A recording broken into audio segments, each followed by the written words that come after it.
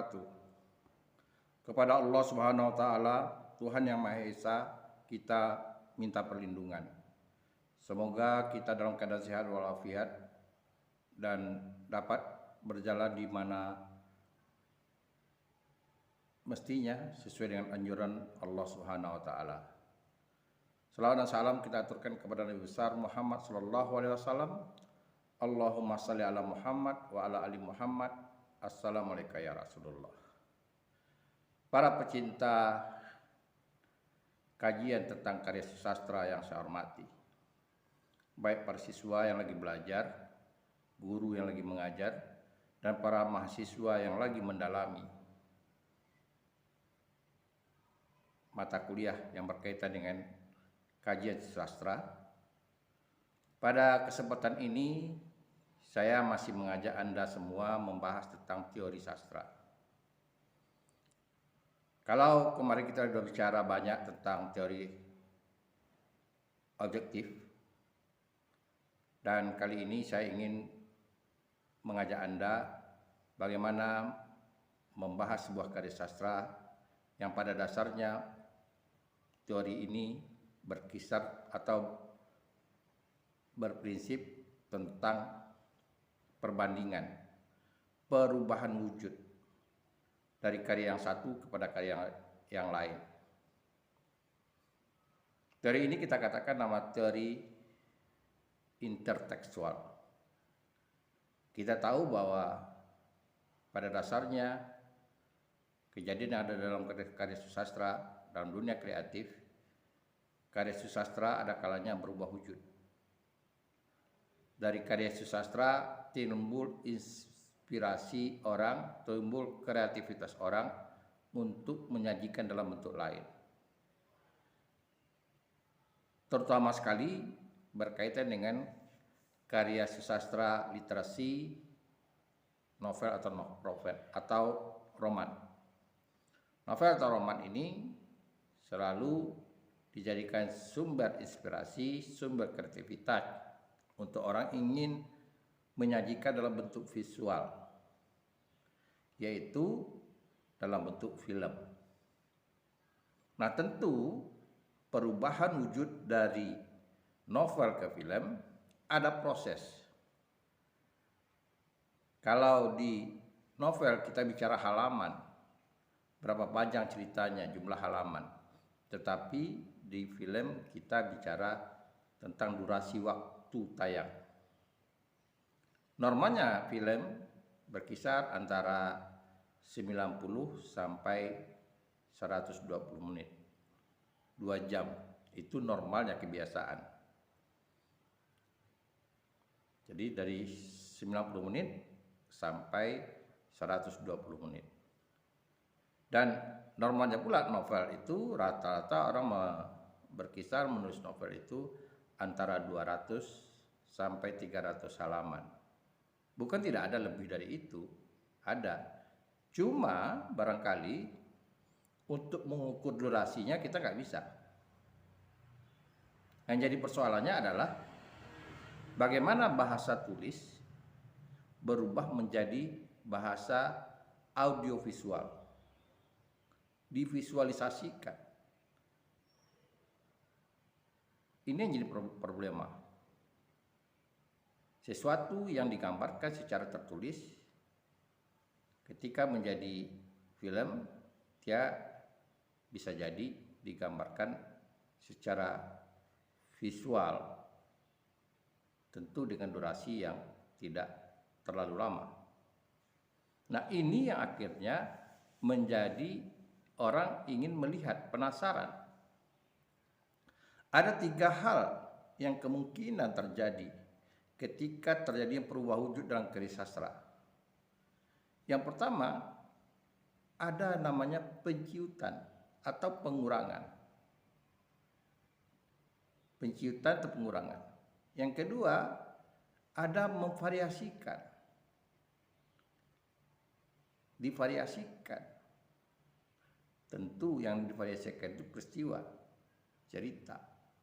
Yang ketiga, ada yang namanya pengembangan, yang tidak ada diada-adakan.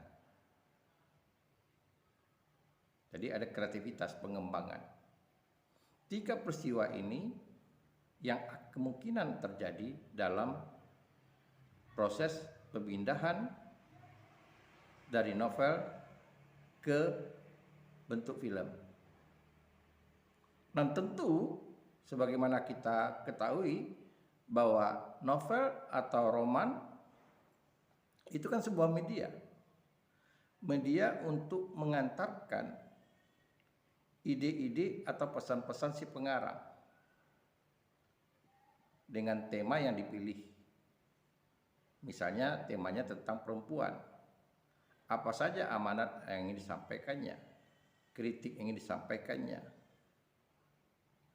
atau penguatan moral yang ingin disampaikannya, menggunakan media yang namanya novel.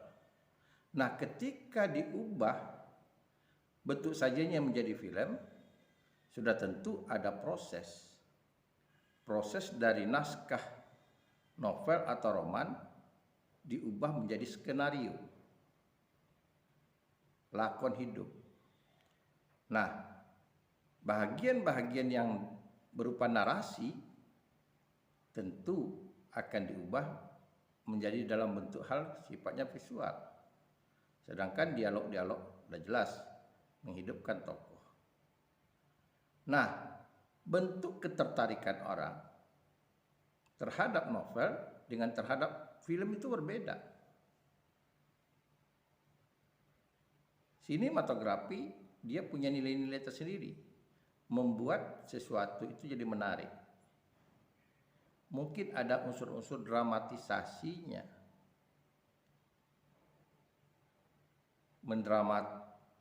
membuat sesuatu yang bersifat drama. Nah, begitu juga dalam novel. Apa yang terjadi? Nah, selalu ini dijadikan kajian intertek itu tentang perbandingan ini. Nah, perbandingan inilah dikatakan kajiannya interteks. Apakah itu berupa proses adaptasi dari novel ke film atau memang memfilmkan cerita yang ada dalam novel. Ini dua hal yang berbeda. Kalau berupa adaptasi, ide-ide dari cerita dalam novel itu dijadikan sumber inspirasi untuk dijadikan film. Bisa jadi nama tokoh berubah, tempat berubah, tapi inspirasinya dari novel. Tetapi kalau novel yang difilmkan, seperti yang saya katakan tadi, sutradara atau penulis skenario akan berupaya memvisualisasikan yang tertulis. Apakah berkaitan dengan setting tempat, apakah berkaitan dengan perwatakan, dan unsur-unsur intrinsik lainnya dalam novel. Saudara-saudara sekalian, lalu bagaimana langkah kita untuk mengkaji ini? Tentu terlebih dahulu kita mengenal dulu atau mengidentifikasi dulu wujud dari novel. Yang kita identifikasi itu adalah peristiwa. Kita data dulu peristiwa dari novel itu dari awal cerita hingga akhir cerita. Apa yang kita data? Yang pertama peristiwa. Yang kedua, siapa saja yang terlibat di peristiwa itu. Berarti berkaitan dengan tokoh. Kemudian apalagi? Di mana peristiwa itu terjadi? Kapan terjadinya? Di mana berkaitan dengan tempat? Kapan terjadinya? Berkaitan dengan waktu. Menginventarisasi peristiwa yang ada di dalam film. juga dalam hal yang sama.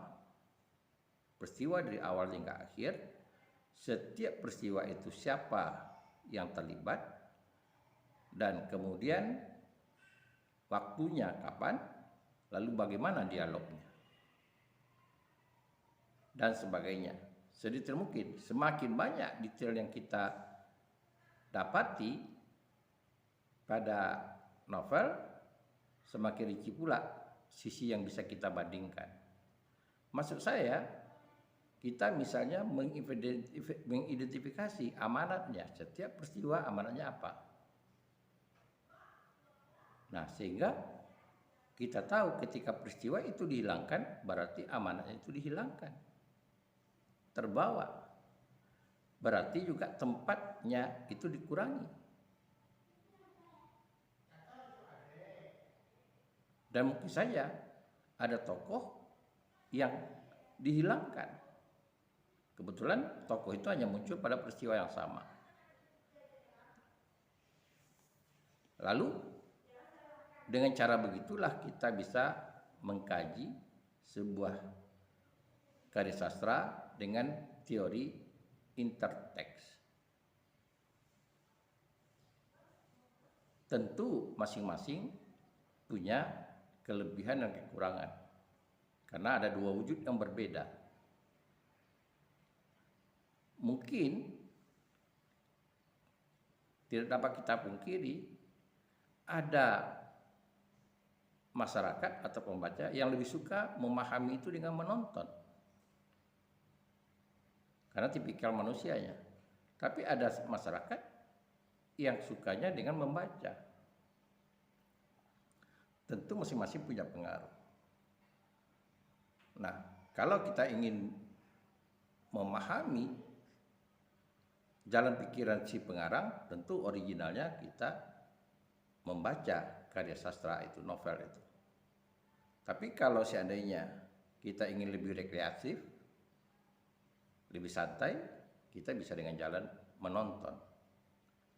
Karena dalam menonton ini kita bisa dalam waktu yang bersamaan bisa berdiskusi dengan beberapa orang yang kebetulan menonton objek yang sama. Tapi ketika membaca novel, tentu sifatnya lebih individual, interpretasinya lebih individual.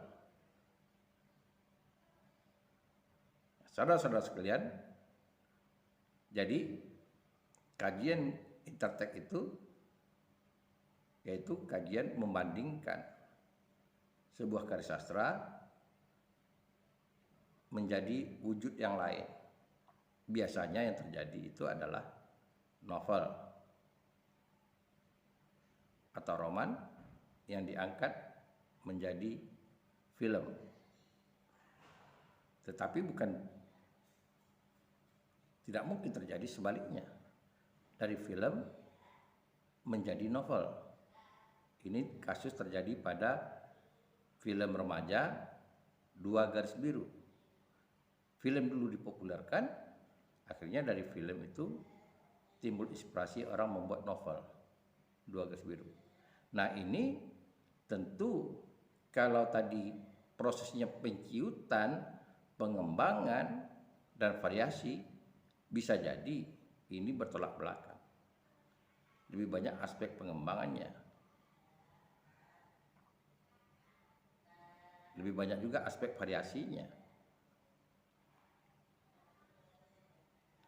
Dan itu kemungkinan terjadi. Jadi sekali lagi, saudara-saudara sekalian, kajian tentang interteks ini, cara kita memahami karya sastra ketika dia berubah wujud. Kita tidak mungkin melarang orang, tidak mungkin mencegah, karena banyak karya sastra yang menjadi inspirasi dalam dunia sinematografi. Ada beberapa novel atau roman yang populer pada masanya, seperti Tenggelamnya Kapal Panderwich, Di Bawah Lindungan Ka'bah, Sengsara Buma Nikmat, bahkan kepada karya-karya yang baru, Laskar Pelangi, semuanya jadi inspirasi bagi orang untuk diangkat menjadi film. Nah, biasanya novel-novel ini sudah lebih dahulu bestseller di masyarakat, dari perhatian masyarakat, dan itu mempermudah orang mencuri perhatian penonton, sehingga ketika dijadikan film, publikasinya tidak payah lagi. Cuma yang perlu kita sayangkan adalah kalau dia karya sastra, ketika dia menjadi film, apakah nilai-nilai susastranya itu masih terpelihara atau tidak? Misalnya pada aspek bahasa, apakah bahasa-bahasa yang dibuat oleh sastrawan itu masih terjaga atau tidak? Katakanlah dari segi alur, ada kesederhanaan alur, tetapi pada umumnya alur-alur besarnya itu tetap dipertahankan. Berarti kalau alur besarnya dipertahankan, tokoh sentralnya dipertahankan, tokoh utamanya apalagi dipertahankan. Yang selalu menjadi korban itu adalah alur sampingan, alur-alur penunjang. Dan alur sampingan ini kita tahu juga tentu ada manusia yang terlibat juga, berarti tokoh sampingan. Itu yang terjadi. Nah, sementara itu kita tahu ketika orang membaca karya sastra atau menikmati karya sastra, yang ditangkap lebih dahulu itu adalah alur utamanya. Begitu juga film. Yang ditangkap itu adalah alur utamanya. Orang akan selalu memperhatikan tokoh-tokoh sentral, bahkan tokoh utama dalam perjalanan cerita itu. Tidak lepas dari perhatian itu. Nah, amanat-amanat yang lekat juga begitu. Amanat-amanat yang ada pada tokoh sentral itu menjadi perhatian. Bukan berarti amanat-amanat pada alur-alur penunjang tidak penting. Penting, tapi itu tetap dinomorduakan. Karena konsentrasi orang pada alur utama. Nah, inilah akibatnya sebetulnya dari intertek itu, ketika terjadi penyederhanaan, selalu yang menjadi korban itu adalah alur-alur sampingan, alur-alur penunjang. Dan tentu saja tokoh-tokoh sampingan juga yang jadi korban dari penyederhanaan itu. Sementara itu, kalau kita bicara tentang variasi alur, nah, kita tahu bahwa dunia literasi dengan dunia sinematografi itu alamnya berbeda. Bagaimana dunia sinematografi menggoda mata orang. Oleh karena itu, ia akan menghidupkan karakter, akan menghidupkan setting yang dapat menggoda orang. Nah, biasanya mengikuti popularitas. Kemana cenderungnya popularitas pada masa itu?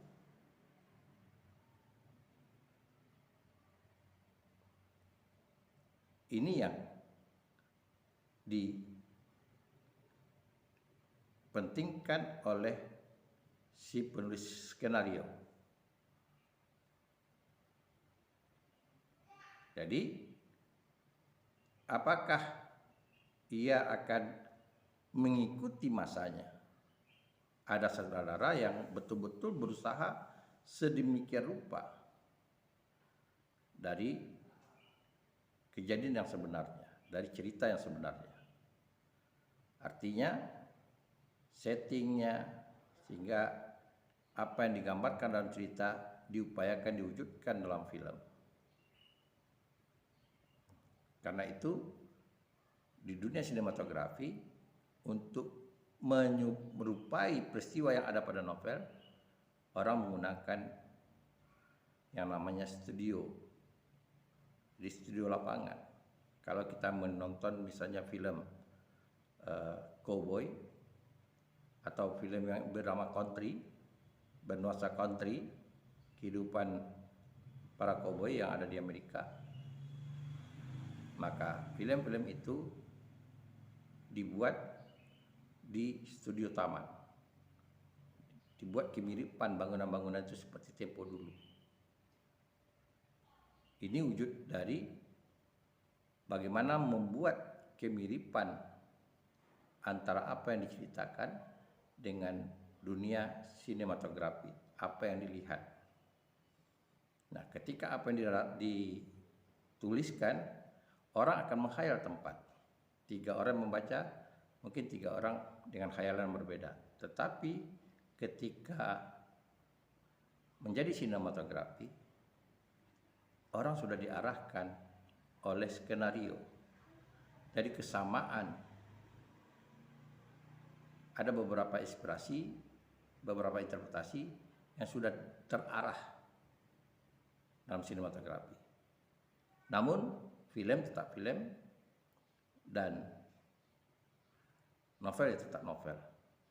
Perubahan itu dapat kita kaji mana lebih baik dan mana yang lebih mudah dipahami pada kajian teori yang namanya intertext. Sekali lagi, Anda bisa mengkaji atau membedah karya sastra yang sudah berubah wujud menjadi sesuatu yang baru, menjadi dengan teori intertext. Bisa jadi dari novel menjadi naskah drama, dari novel menjadi naskah film, atau sebaliknya. Dan ini sudah berlangsung lama. Sudah berlangsung lama dalam perkembangan sastra dunia. Mari mencoba mengamati film yang inspirasinya atau idenya berangkat dari novel.